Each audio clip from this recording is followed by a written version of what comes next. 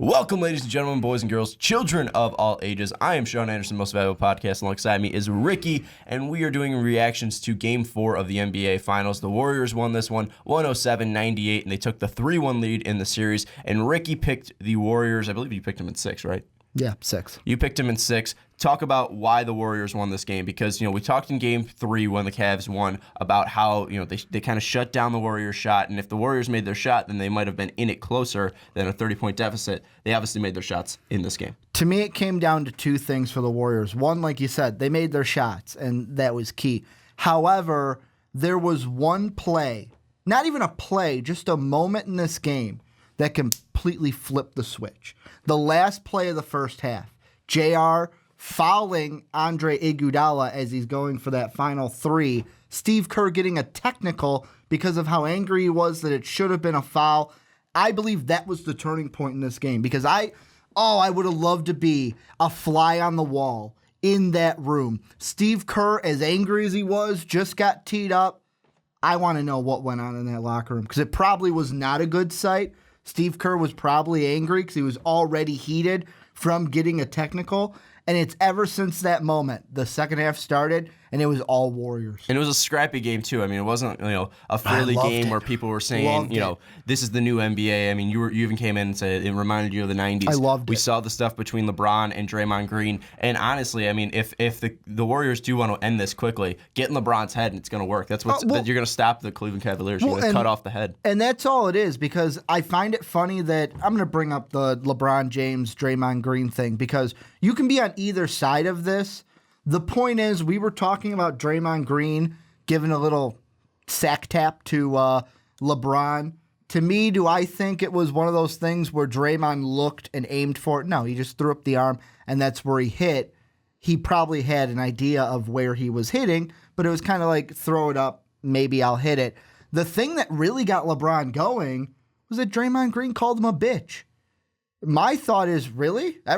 People call me a bitch all the time. Doesn't faze me anymore. LeBron just needs a thicker skin. He needs to take over the game, because all I could think of, and I know the comparisons, Rankin talked about it in his podcast this week, where, we got to stop the comparisons of this player to Jordan.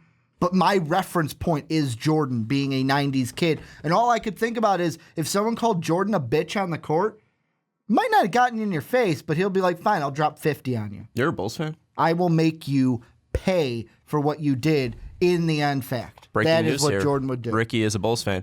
But yeah, no, I look at this and I say, if you're going to get in LeBron's head, that's the way you're going to win this easily, and you're going to end it in 5. I mean, they're already in his head, though. That's the thing. I mean, if you're in his head, you're going to win this in 5, because he's going to not be making his shots. He's going to be turning the ball over more consistently. I mean, I don't know how you turn the ball over more than 7 times in this game. I mean, LeBron consistently been turning the ball over even when they win. I look at LeBron, I mean, you see the Draymond stuff, you see him and Steph jawing at each other. I mean, if you're in LeBron's head, that's how you're going to win this game. And looking at what the Cavs did, they didn't play a bad game. They didn't play poorly. Oh, Tristan Thompson and RJ, or Richard Jefferson, they just threw it out there, and they were the players of the game. I thought, it's like, man, if they win this game, Tristan Thompson is the MVP of this game. We crap on Tristan Thompson's contract so much, but outside of game 2, outside of game 2, Tristan Thompson's been fantastic. I mean, dominating the offensive boards, and we talk about, or I keep talking about, if the Cavs dominate the offensive boards, that's how they're going to win these games, and they did not do this game. I think Tristan Thompson was the only one that actually dominated the offensive boards.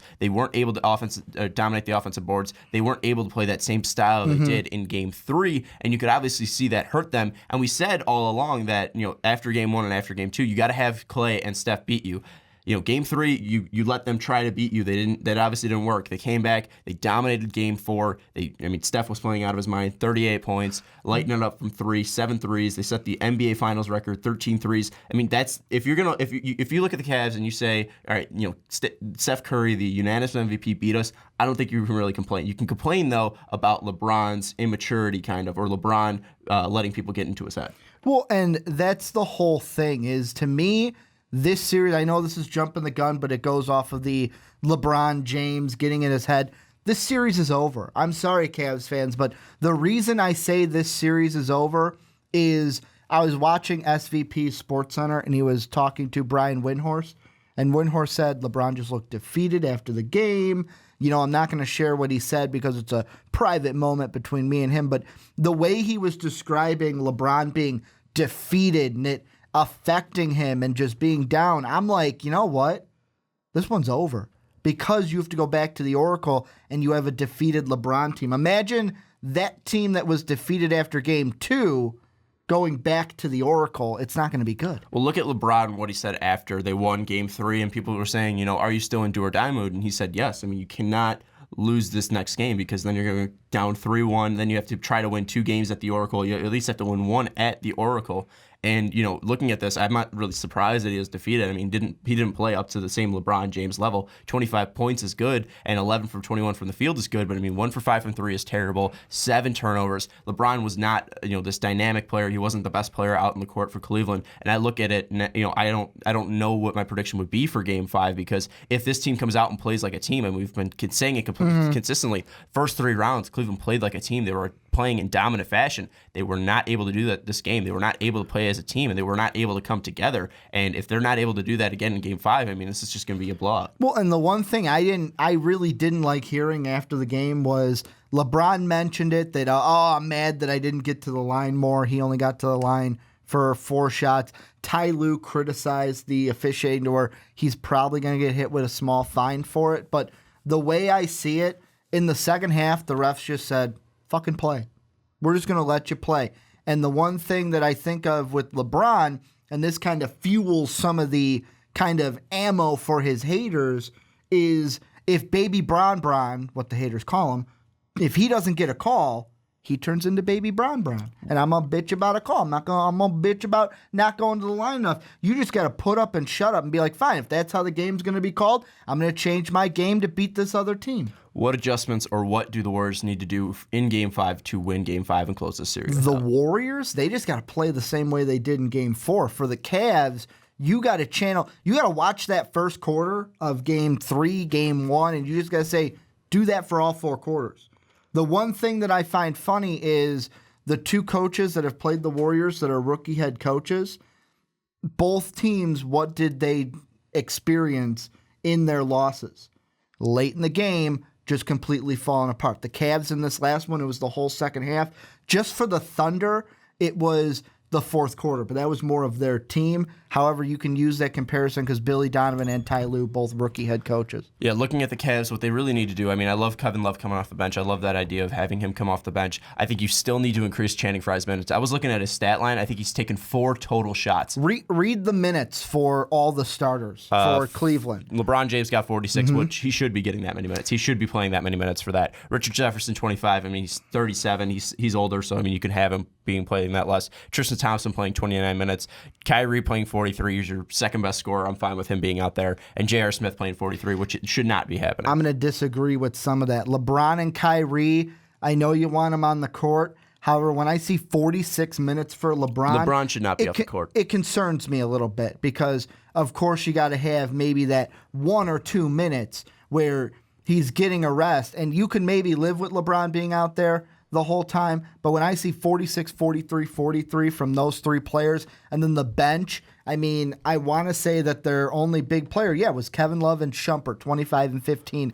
They need more help from the bench. They're not going to get it, and that's going to be their Achilles heel. I disagree that LeBron should be getting less minutes. LeBron should be, if he could play the whole game, have him play the whole game. He should be the star. He should be the man in Cleveland. He should not be, taking this back. 46 minutes, let him play. If we were talking about LeBron being the man, if we're talking about LeBron not acting like a child or being a baby Bron or whatever you said, he needs to be out there on the court leading the Cavaliers and playing 46 minutes. That's what he's going to need to do. Then if you're going to do that, take away some minutes. I don't want to see 43 and 43 from Smith and Irving. I say maybe Kyrie, you play him around 40. I don't think you really take him down that much. You keep Kevin Love at around 25. You increase Channing Frye's minutes. I'm saying you surround LeBron with shooters. You keep Kyrie in there. You keep J.R. Smith in less minutes there. You put in Shumpert more. You put in Delly more. You put in Channing Frye more. I think you need at least Tristan Thompson out there for 30 minutes to grab offensive boards. What you need to do in Game 5 is win the offensive boards battle. I said this after Game 1. I said this after Game 2. I think I've said this in every single game reaction.